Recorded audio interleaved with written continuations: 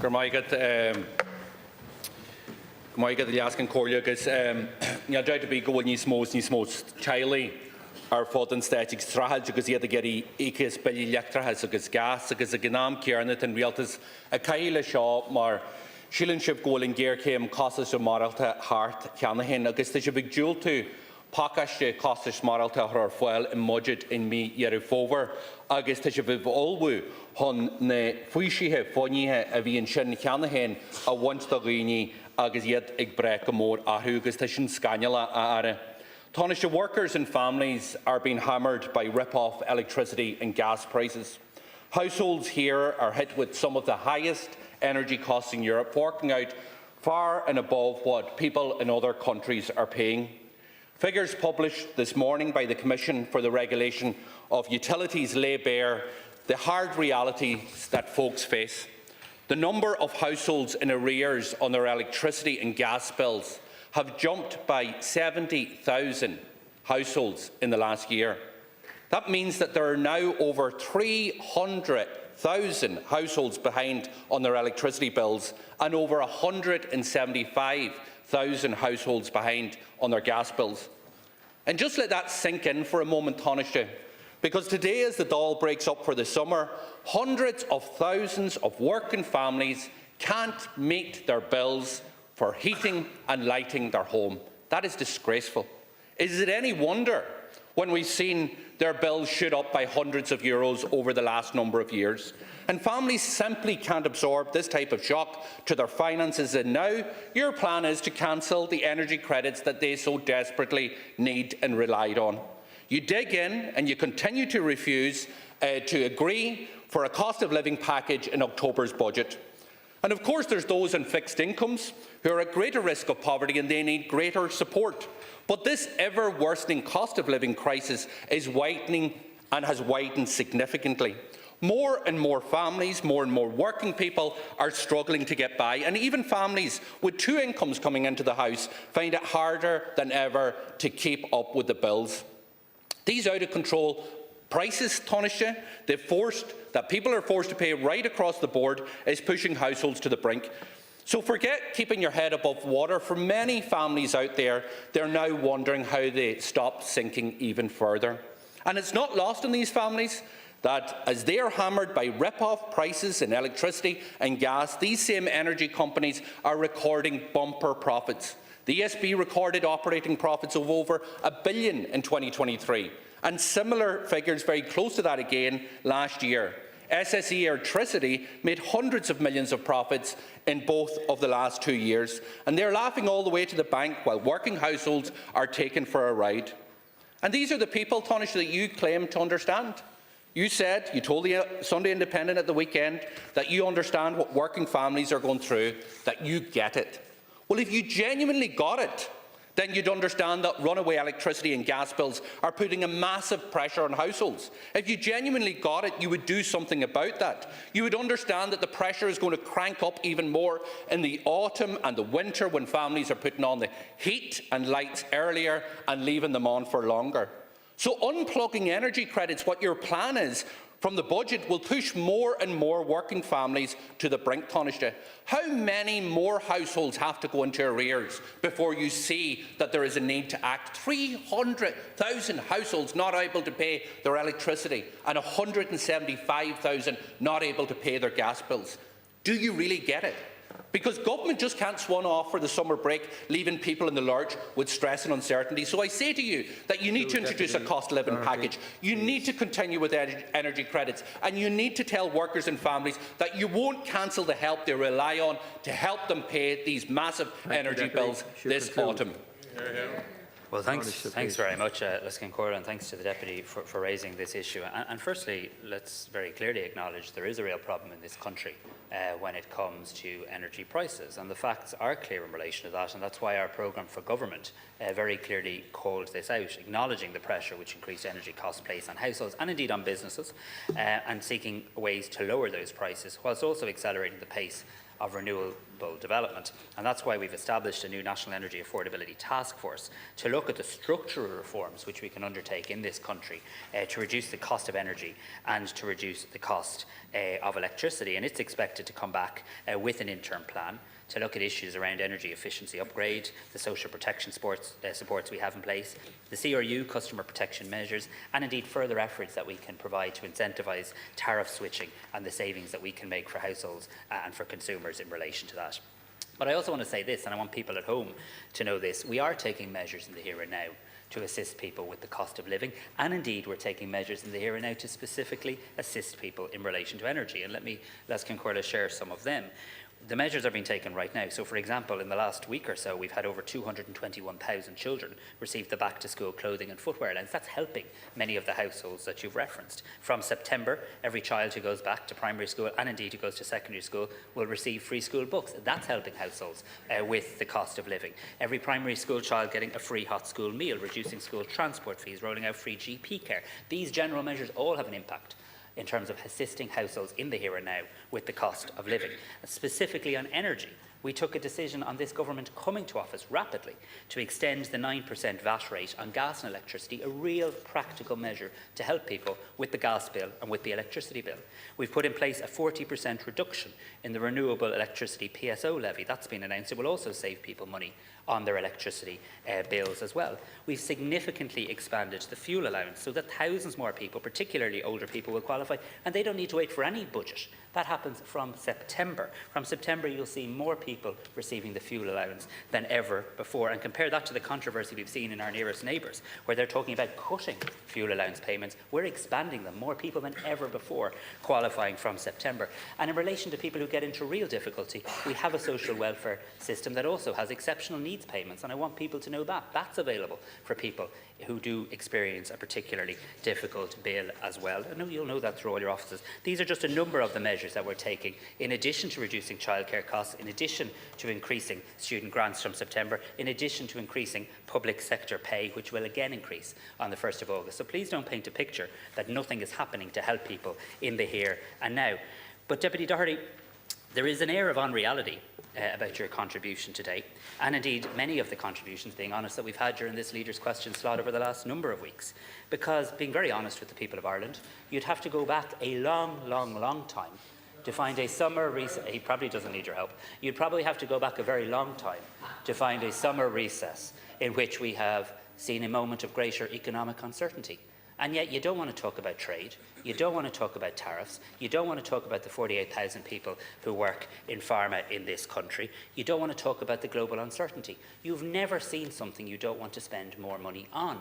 But we have to be honest with the Irish people. We can't just keep saying spend, spend, spend. You talked about working people and working families. You know what I want to do? Make sure they can keep working by protecting their jobs at this dangerous moment. We will support families, but we're also going to support the economy, something you don't like talking about very often. Doherty. So, Taoiseach, at least we can put that debate to bed. You do not get it. You simply don't get it. You stood there, and the unreality, the facts are staring you now in the face. You talked about what you're doing in terms of energy. Do you not see what the Commission has released today? Do you know how many people have further gone into debt or can't pay their energy bills since January of this year? In 4 months, it has increased by 63,000 households. That's since this government came into office. In 4 months, 63,000 more households can't pay their electricity. That means for the first time that we have 300,000 households that cannot pay their electricity. 175,000 that can't pay the heating of their home in terms of gas. And you stand there as if you get it, and you don't.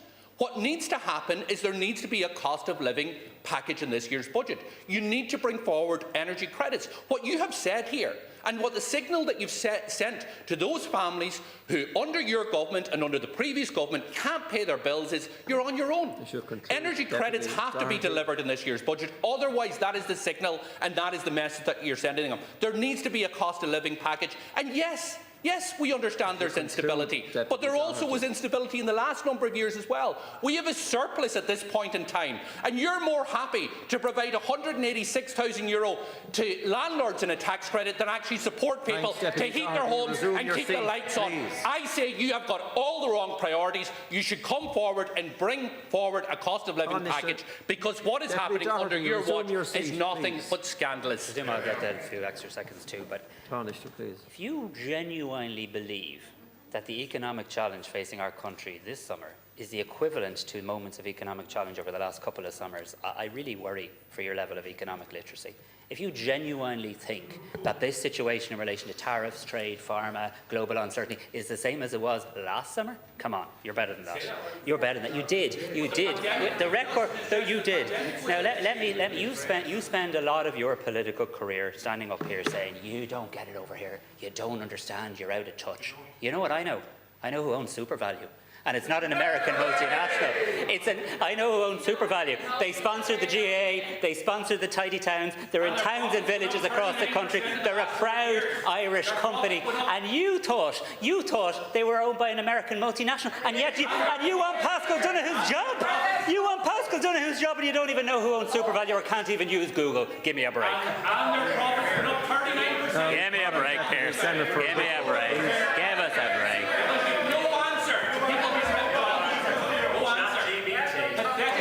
Order, please. Deputy Whitmore. Count Corla, can I just say... Quiet, please. Last Count Corla, can I just say, anybody who is looking in on this debate today will have their head in their hands. They are worried about putting food on their table, they are worried about turning their lights on, and we have this kind of behaviour going on. It's just... You actually, I don't think either of you get it, to be honest. There are economic clouds on the horizon, and there is a growing sense of worry about what the future holds. But coupled with that, there is a lot of frustration with the government's moralising about this budget. Having splashed the cash in an attempt to buy votes last year, your message has suddenly changed. Now that an election is no longer on the cards, one-off payments are a bad idea. But Taoiseach, the Social Democrats told you that last year. We told you to invest in sustainable measures that would assist people and their long-term futures. We told you to target the measures and target supports for people, and you ignored us. And you proceeded with a giveaway budget that was a cynical piece of electioneering. Fine Gael likes to style itself as a party of fiscal probity, giving lectures to the public about the importance of counting the pennies. But the reality, Taoiseach, is that you've been throwing public money around like snuff at a wake. Your spending in a few short years has increased by nearly 50%. In 2020, it cost $70 billion to run the country. We've gone from spending $70 billion to nearly $110 billion this year, $40 billion more in the budget, Taoiseach. But Taoiseach, what do we have to show for it? We have a housing crisis that's spiralling out of control. We have record homelessness. We have disability services that are threadbare. We have soaring levels of child poverty. We have a cost of living crisis that is escalating. And we have energy and water infrastructure that is crumbling.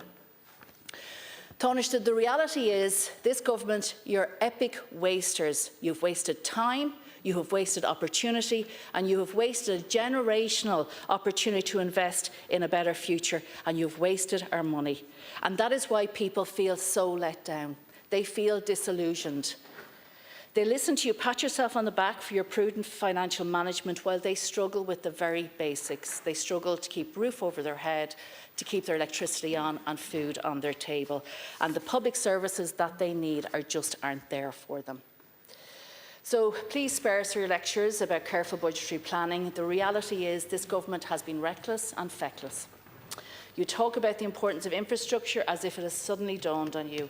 While Irish Water warns it will run out of capacity for new homes in Dublin in 3 years, we are on course to have zero offshore wind generation by 2030, and our electricity grid is on the verge of collapse. Fine Gael has been in government for 14 years, and I know you'll probably stand up now because this seems to be what the status quo is. You'll stand up and you'll try to blame opposition for your problems and your mistakes. But when are you going to take responsibility, Taoiseach, and what are you going to do in the budget that will actually make a real difference for people? Thanks very much, Deputy Whitmore. I don't blame opposition for any of the challenges the country faces. I just blame you for your hypocrisy, because the reality of the situation is you gave out there about the one-off payments. And I asked your leader, your interim leader, last year to name one of them that he didn't want. And I'd ask you the same as well. Is it the parents in Greystones and Dalgany who shouldn't have got a double child benefit payment? Did you not want that? Did you not want the one-off additional payments to the pensioners in County Wicklow? Because none of you had the courage. None of you had the courage to tell me last year which of the one-off payments you didn't think people wanted. So I offer you that chance again, Jennifer. Tell me which one-off payment in the social welfare code last year that you're against, that the Social Democrats don't want. Was it the child benefit? Was it the carers? Was it the fuel allowance? Just let us know, because you wouldn't last year. And you were happy to vote in favour of them all, and your offices were happy to assist people in getting information in relation to all of them as well. Now, we have this thing about a united opposition going on, or at least I think we did. They can't yet agree on a presidential candidate, so that's test one. But now they can't agree on crucial budgetary matters either, because Deputy Doherty is asking. Oh yeah, different. Okay, no, that. But united opposition, you're all out there on the place. Sorry, the way this works is you ask me a question, and I get a chance to answer, please. United opposition. No, I'm allowed to answer the question. I'm allowed to answer the question. I'm allowed to answer the question, haven't I? And I try to keep order, just in case. We all know our roles now. That's useful. So the main opposition party, have asked for universal one-off measures. The Social Democrats have asked us not to do that and to do targeted measures. And what I'm telling the House now is that this government will deliver a budget in October, and we will set out the parameters of that budget in the summer economic statement, which we expect to be before the House next week, published next week. And there will be an opportunity then to debate how best to get the composition of that right.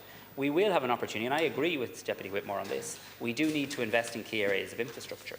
You're right in relation to the challenges that Irish water faces. You're right in relation to the enabling infrastructure. And what you will see from government with the revised National Development Plan next week is a very significant increase in capital investment that will enable us to see a significant shift upwards in terms of investment in water, in energy, in housing, but also in areas that we all know are also under real pressure from a supply point of view, around childcare, disability services and the likes as well.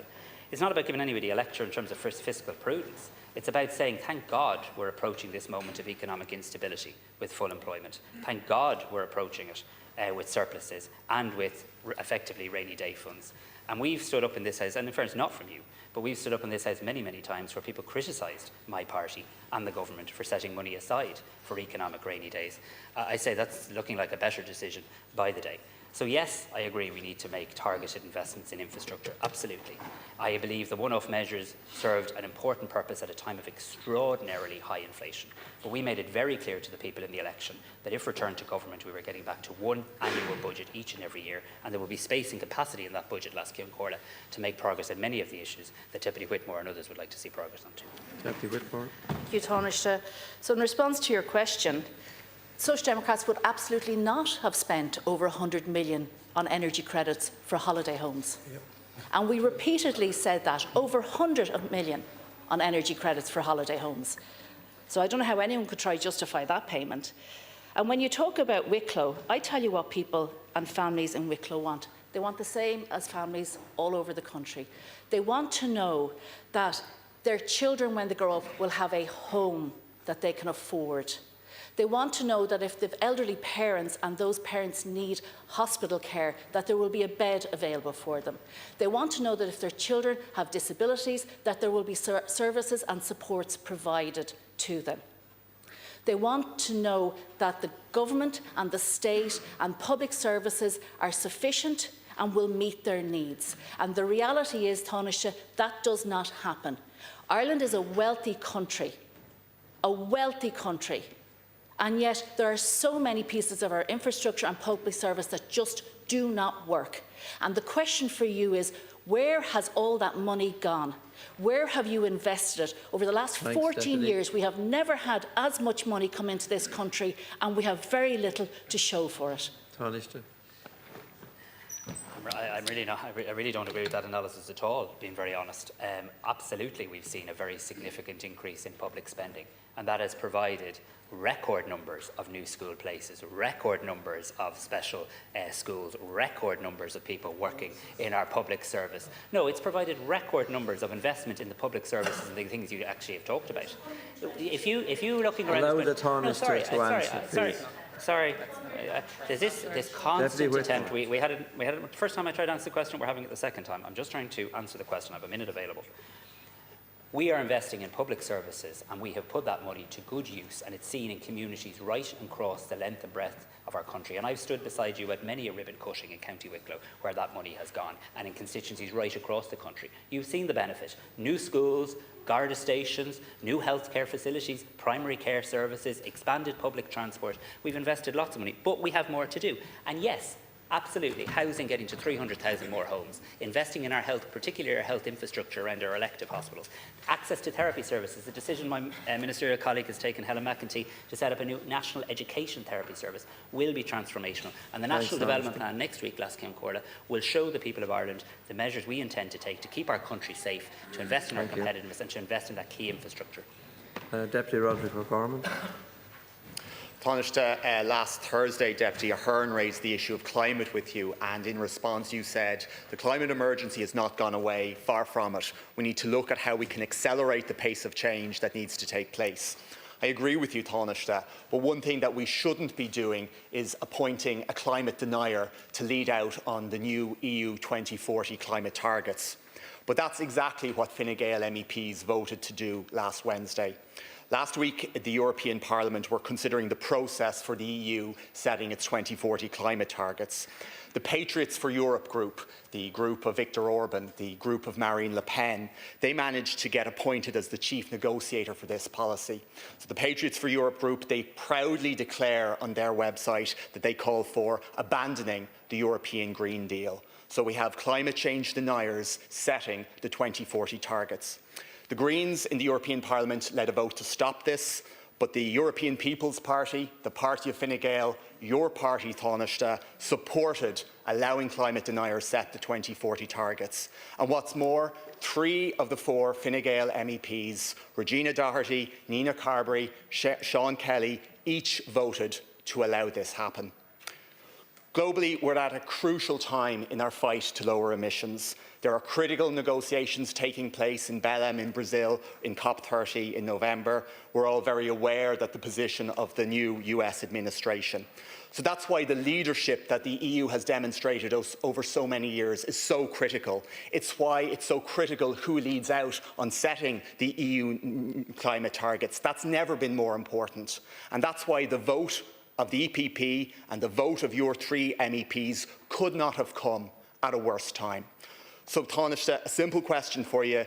Do you think it's a good idea that a climate denier is leading out on the EU's 2040 climate targets, and what are you going to do about it? But I don't particularly think it's a good idea that Sinn Féin chair the Committee on National Security and Defence either. But sometimes that's the way things work out in terms of actually the division of responsibility. Am I allowed to have a view? No, am I allowed to have a view? Thank you. I don't. Sorry. What's scandalous about me having a view that I'd rather you didn't? What's wrong with that?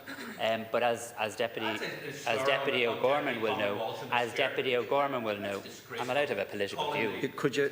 Sorry, Deputy Doherty. Would you please answer Deputy O'Gorman, Tánaiste? I've no intention. It's a disgraceful comment against Deputy Rose Commonwealth. No, I've no intention. It's a cheap stuff. I don't believe Sinn Féin should chair a committee on national security. Absolutely. That's kind of not a shocking position for the leader of Fine Gael to hold, that I don't think he should be anywhere near national security. And I'll continue to hold that work day and night to make sure he never arrives. The point I'm making to Deputy O'Gorman is this, that my understanding in relation to this is that the rapporteur positions in relation to European parliamentary committees are divided up, if not quite by a haunt system, by a system reflecting the various strengths of parties in the Parliament. My understanding is that Fine Gael only has 1 MEP, I think, on the Environment Committee, Sean Kelly, who is a substitute member. And my understanding also is I think that there was a procedural vote in relation to this issue rather than a substantive vote. But can I say this, with the greatest of respect to committee rapporteurs, I think we need to have a sense of perspective here as well. This person won't be the decision maker. They won't be setting the targets. Those are matters for the democratically elected members of the European Parliament. I think if you're being fair to my party's environmental record in the European Parliament, as your predecessor, or sorry, not your predecessor, but as Ciarán Cuff, a previous Green Party MEP was, the Fine Gael party has worked very constructively on climate issues, and indeed all of the Fine Gael MEPs voted in favour, for example, of the climate restoration law, something which was remarked upon positively by Ciarán Cuff, who specifically singled out Sean Kelly for praise. In fact, there were only 2 Irish MEPs who didn't vote for that, a Sinn Féin MEP and an independent MEP as well. So I'm proud of my party's record on climate.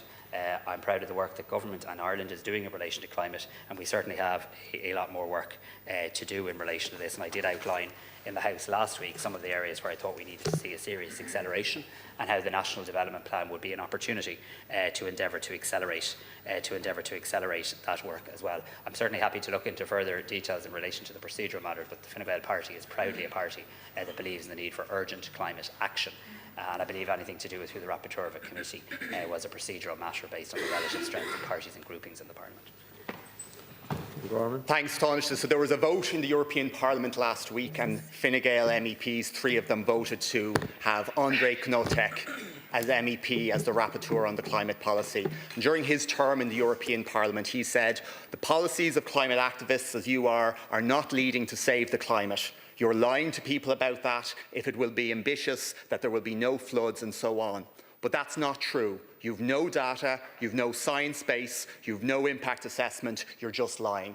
No science, no data. That's your guy, Taoiseach. That's the guy that Fine Gael voted to put in place in this vital situation. So at a time when the rest of us have moved away from denying the existence of climate change, Fine Gael MEPs have decided to appoint in this most crucial role a person who denies that there is science linking climate to the changes in our climate. So again, Taoiseach, I ask you, did you know that your 3 MEPs were voting for a far-right climate denier in this essential role?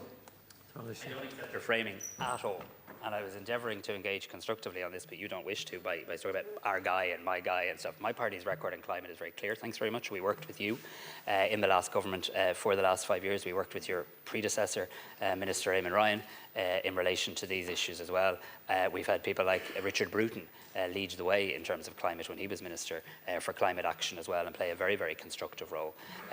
Our MEPs, I believe, voted on a procedural motion, and I don't think phrases like "your guy" is a fair assertion as to what happened. And we will continue to work at a European level in relation to climate, and we have shown an ability, even within our European grouping, if and when we have a different view, and even if that view isn't universally popular in Ireland, but we believe it's the right thing to do by our climate, the right thing to do by the planet, that we vote in that way. And that's exactly what the Fine Gael MEPs did in advance of the last European election, despite significant pressure not to do that, and they did. And also, I think if you look at the record of Sean Kelly in particular, this is someone who's represented Europe at the Paris Climate Agreement talks and at many international fora, including COP21. So I'm proud of my party's record in relation to climate, and I'll come back to you with a little bit more detail on my understanding of the procedure. Tóibín. On the last day of the Dáil, many around the country will look to mark your report card. So let's have a look at it. So your attendance record has been atrocious so far. 230 days since the general election, and your government have turned up to the Dáil for 59 of those days. 75% of the time that has elapsed since the election, and your government hasn't come to the Dáil.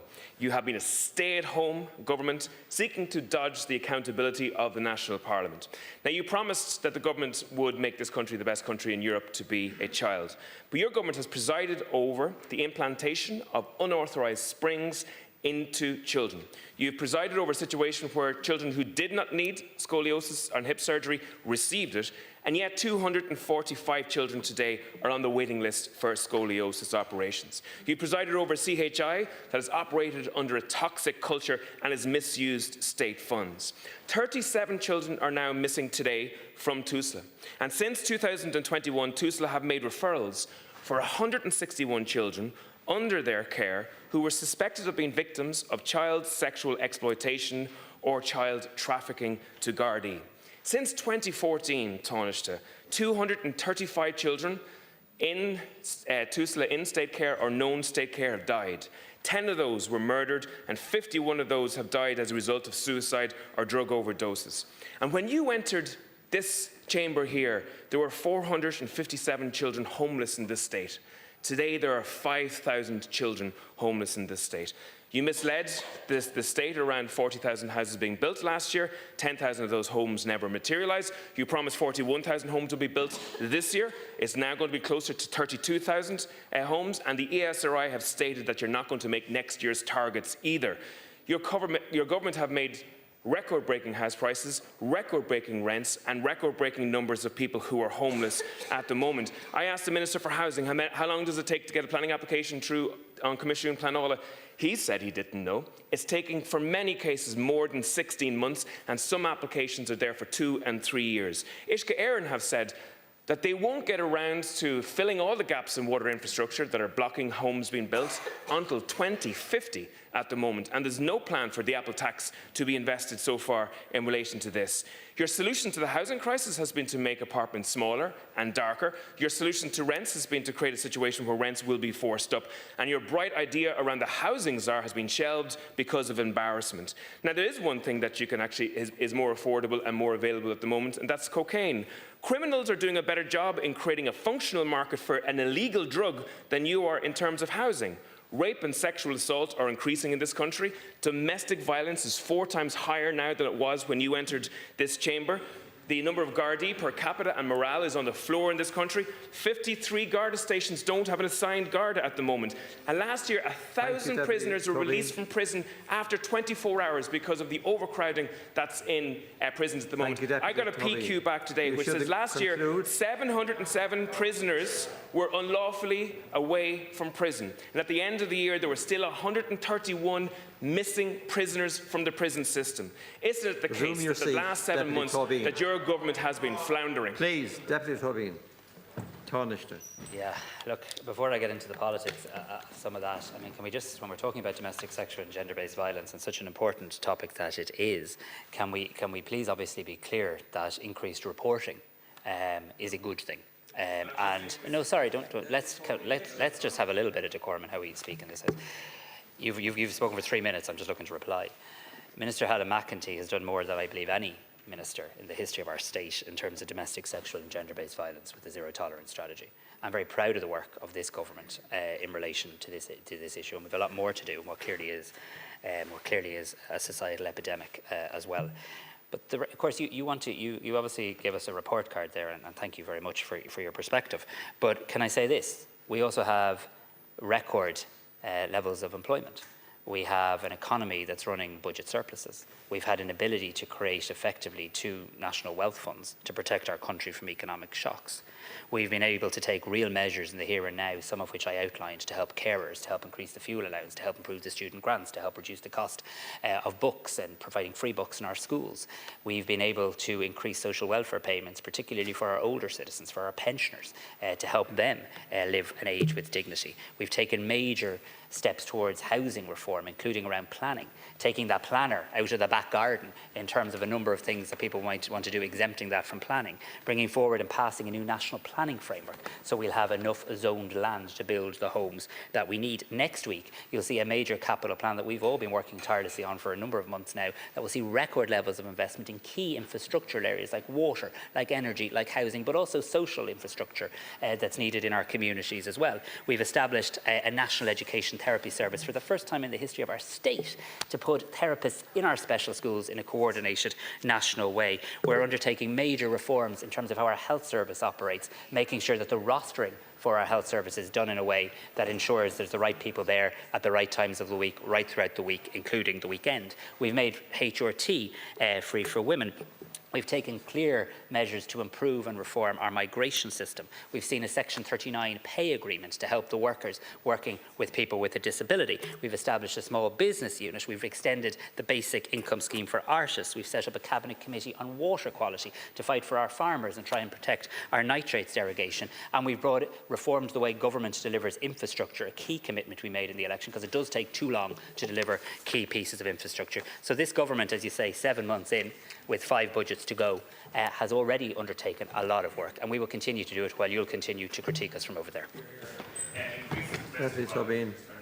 To increase reporting. They are down to increase domestic violence, and to hide that fact is actually dangerous as well. Let's talk about the health service. You mentioned it. Billions of euros have been poured into the HSE, and we're getting less and less in return. The National Children's Hospital that you signed for is still mired in cost overruns and delays at the moment. There have been 500,000 adverse incidents in hospitals just in the last 5 years, and 3,142 people died as a result of those adverse incidents in the hospital. Since you have been elected, the government has spent 2.4 billion euros in compensation for those adverse incidents. Incredibly, last year, 115,000 people went to A&E, waited so long, they actually left without seeing a doctor at the time. 13,000 nurses have left Ireland in the last 5 years, and in some years the majority of doctors are also emigrating as well. And today we learned about 500,000 people who are either in electricity or gas arrears. Your government is putting them into debt. You collected 4.1 billion euros in fuel taxes last year, the highest ever in the history of the state, in the jaws of a cost of living crisis. Carbon taxes are now topping out at 1 billion, and they're actually hardwired to increase for the next 5 years. Your government are hurting people here at the moment. There's never been a government with as much access to cash, but there's never been a government has done so little with it. Well, just for those that are counting here, that's 25 seconds over the time. And I've lost 4. I really would wish that you'd all look at the clock and observe the rules of the House. And you might just reset mine if that's possible. Yes, Thank you. Thank you so much. Well, look, you take this access to cash for granted. The economy can't be taken for granted, by the way. You just kind of gloss over that fact. The fact that we have resources is down to the good, prudent management of our country by this government and the hard work of the Irish people. I haven't had as long to write your report card as you've had to write ours, but here's my go at it. Name calling and personalised attacks, top of the class. Peadar has excelled this term. Rinse and repeat attempts at sarcastic humour, significant improvement during term time. Attendance, reasonable effort, but a lot of noise for a class of just 2 TDs. Chasing every divisive issue and seeking to divide this country and misrepresent the government's position, A+. Actual constructive policy suggestions, no grade, do better. Now moving to Deputy John Connolly.